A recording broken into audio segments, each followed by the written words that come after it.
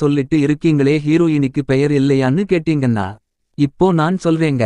கேடி கேடி என்று சொன்னோம்ல, அந்த கேடியோட டி ஓட அர்த்தம் தான் நம்ம ஹீரோயினி ஓட ஃபர்ஸ்ட் லெட்டர் ஆக இருக்கு, வேற ஏதும் கிடையாது. திவ்யா என்பது தான் அவங்க பேரு.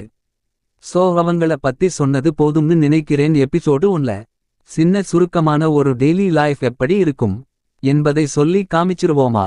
திவ்யா வீட்டுக்கு காலையில 8:30க்கு ஹேமா அவங்க வீட்ல இருந்து திவ்யா வீட்டுக்கு வருவாங்க. திவ்யா வீட்டுக்கு வந்ததுக்கப்புறம் 2 பேரும் ஒன்னா சேர்ந்து தான் கணக்கம்பாளையம் பஸ் ஸ்டாப்புக்கு போவாங்க.